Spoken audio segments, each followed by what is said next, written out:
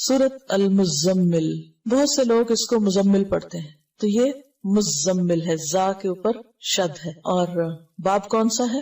تفاعل، یعنی تزمل تھا اصل میں، اور اس سے متزمل تھا، اور تا زا میں زم ہو گئی تو مزمل ہو گیا۔ اس سورت کے 2 رکوع ہیں، اور پہلا رکوع بالاتفاق مکی ہے اور مکہ کے ابتدائی دور میں نازل ہوا۔ دوسرے کے بارے میں اختلاف رائے ہے، بعض کہتے ہیں کہ 1 سال کے بعد نازل ہوا، اور بعض کہتے ہیں کہ یہ مدینہ میں نازل ہوا۔ 20 آیات ہیں، 285 کلمات ہیں، 838 حروف ہیں۔ اس پارے کا چونکہ مرکزی مضمون دعوت اللہ ہے، تو اس صورت میں دعوت دینے والے کو جس اخلاق اور جس ہتھیار سے لیس ہونا چاہیے، اللہ کے ساتھ جیسا تعلق مطلوب ہے، اس کے بارے میں بات کی گئی ہے کہ داعی کی جو پرسنل خصوصیات ہیں، اس کی اپنی زندگی میں اس کا ذاتی رویہ اور اس کا علم اور اس کی عبادت اور اس کا تقوی اور جو اخلاق اس کے اندر ہونا چاہیے، اس کی یاد دہانی ہے اس میں، کیونکہ دعویٰ کا کام آسان کام نہیں، یہ ایک بھاری کام ہے، اور بھاری کام کے لیے ہمت بھی زیادہ چاہیے ہوتی ہے۔ جنوں کے اندر شاید ہم سے زیادہ طاقت ہے، اس لیے انہوں نے پہلی دفعہ ہی سن کر بھرپور کام شروع کر دیا، اور غلط خیالات پر بھی بھرپور تنقید، اور بھرپور طریقے سے میسج کنوے کر کے توحید کی بھرپور دعوت۔ اسی طرح انسان خواہ جسمانی طور پر کمزور ہی کیوں نہ ہو، لیکن اگر اس کا ایمان مضبوط ہے، وہ اندر سے مضبوط ہے، اس کا اللہ سے تعلق مضبوط ہے، تو پھر وہ بڑے بڑے جنوں سے نمٹنا جانتا ہے، جیسا کہ اس میں فرعون کا ذکر آئے گا، اور بالکل ابتدائی دور کی صورتوں میں سے ہے سورۃ المزمل۔ اب حیران ہو رہی تھی کہ شروع میں ہی اللہ سبحانہ وتعالیٰ نے فرعون کا ذکر کر دیا، کیونکہ نبی صلی اللہ علیہ وسلم کو مکہ میں ایسے ہی لوگوں سے واسطہ تھا، اور ہر ایک کے ایمان کے بقدر اس کا امتحان ہوتا ہے، امتحان بقدر ایمان، اور جتنا کسی کا ایمان مضبوط ہوگا اتنا ہی اس کا سخت امتحان ہوگا، اور جتنا اللہ سے تعلق مضبوط ہوگا اس میں کامیاب ہوگا۔ اور اس کامیابی کے لیے بے حد ضروری ہے کہ انسان کے اندر مضبوطی ہو، اور وہ مضبوطی آ نہیں سکتی جب تک انسان قرآن سے گہرا تعلق نہ رکھتا ہو، اور خاص طور پر رات کی نماز میں قرآن کی قرات کے ساتھ قیام کی عادت نہ ہو۔ یہ ایک ضروری خصوصیت اور ضروری شرط ہے جس کا ذکر یہاں ملے گا۔ یا ایھا المزمل، یا ایھا، یا کیا ہے؟ حرف ندا، اور ایھو کا معنی ہوتا ہے کون سا یا جون سا، جس، کس، یعنی ایھو کا لفظ ان معنوں میں استعمال ہوتا ہے، یا کیا کون سا کیا، اور ہا جو ہے یہ حرف تنبیہ ہے اور فصل کے لیے آتا ہے، فصل کا مطلب ہوتا ہے الگ کرنا۔ تو حرف ندا اور منادا کے بیچ میں جبکہ منادا معرف باللام ہو، یہ بات سمجھ آ رہی میری؟ منادا معرف باللام، معرف باللام کا کیا معنی؟ کہ ال کے ساتھ شروع ہو رہا ہو، تو ان کو باہم ملانے کے لیے درمیان میں آتا ہے ایھا۔ یا ایھا، اے وہ جو، المزمل، مزمل تزمل سے، باب تفاعل، اور اصل میں تھا متزمل، متفاعل کے وزن پر، تا کو زا میں مدغم کر دیا گیا، اور روٹ اس کا کیا ہے؟ زا ما لا، زا میم لام۔ اور تزمل کا معنی ہوتا ہے اپنے اوپر چادر یا کوئی کپڑا لپیٹنا۔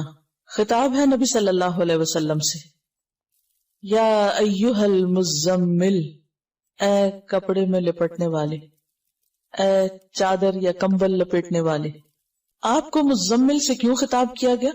اس کی ایک وجہ تو یہ بیان کی جاتی ہے کہ نبی صلی اللہ علیہ وسلم نے جب پہلی مرتبہ جبریل علیہ السلام کو دیکھا تو آپ کے اوپر ایک بہت دہشت تھی اور خوف تھا اور لرزہ طاری تھا۔ آپ گھر پہ تشریف لائے اور حضرت خدیجہ سے کہا، زملونی زملونی، مجھے کمبل اڑھا دو، کمبل اڑھا دو، یعنی ایک طرح سے پروٹیکشن کے لیے اور اپنے آپ کو سمیٹنے کے لیے۔ اور یہ تو چونکہ نقطہ آغاز تھا، اس کے بعد ابھی مزید آپ پر ذمہ داری ڈالی جانا تھی، لہذا آئندہ جب آپ کو پکارا گیا تو اس نام سے پکارا گیا، اے کپڑا لپیٹنے والے۔ اور عربوں میں دستور یہ ہوتا ہے کہ جب کسی کو خطاب کیا جاتا ہے تو اس کے حال کا ذکر کر کے اس کو بلایا جاتا ہے، اور یہ ایک محبت کا انداز ہوتا ہے۔ مثلا اس کی بہت سی مثالیں آپ کو ملے گی۔ ایک مرتبہ حضرت علی رضی اللہ تعالیٰ عنہ حضرت فاطمہ سے کچھ رنجیدہ ہو گئے، کچھ ناراضگی ہو گئی، تو گھر چھوڑ کے مسجد میں چلے گئے اور مسجد کے فرش پر لیٹے ہوئے تھے، تو آپ کے جسم کے اوپر مٹی لگ گئی. نبی صلی اللہ علیہ وسلم حضرت علی کو تلاش کر رہے تھے اور کرتے کرتے جب مسجد میں گئے تو کہا یا ابا تراب، اے مٹی والے، یعنی یا مٹی میں لپٹے ہوئے یا لتڑے ہوئے اٹھو تم.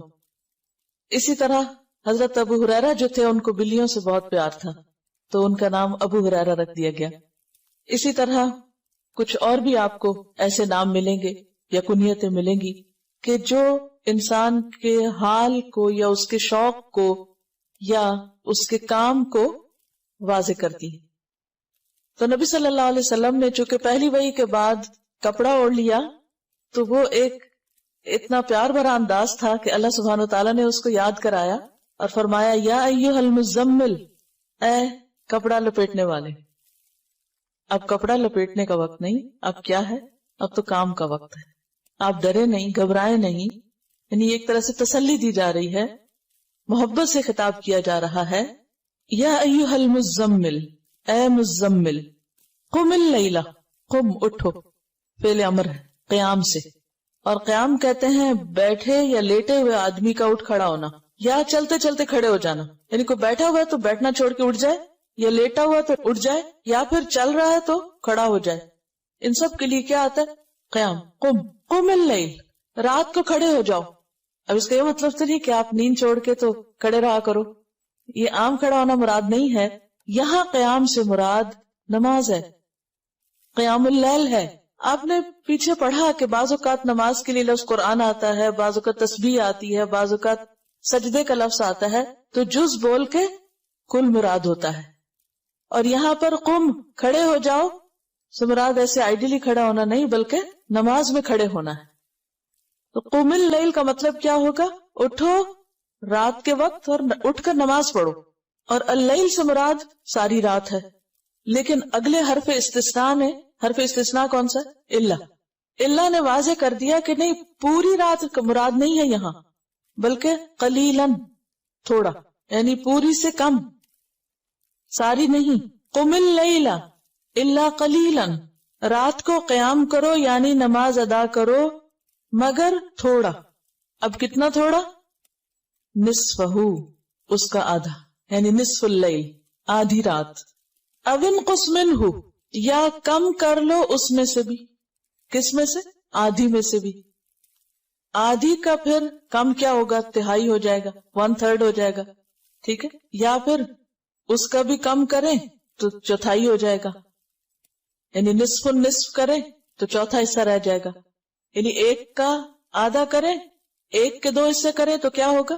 نصف کریں تو آدھا کہلائے گا، اور نصف کو نصف کر دے تو چوتھائی ہو جائے گا، کوارٹر ہو جائے گا. او انقص منہ قلیلاً، تھوڑا سا. تو اس کا مطلب یہ ہے کہ بالکل آدھا نہیں کرنا بلکہ اس میں سے کچھ ہی کم کرنا ہے، یعنی تہائی رات. او زد علیہ، یا اس پر زیادہ کر لو، یعنی نصف پر. تو نصف یا آدھا جو ہے، ہاف جو ہے، وہ کیا ہے؟ سٹینڈرڈ. کبھی آدھے سے کم کر لو یا اس سے بھی تھوڑا کم، یا آدھے سے کچھ زیادہ بھی کر لو. تو ڈیپینڈ کرتا ہے کہ جیسے بھی حالات ہیں.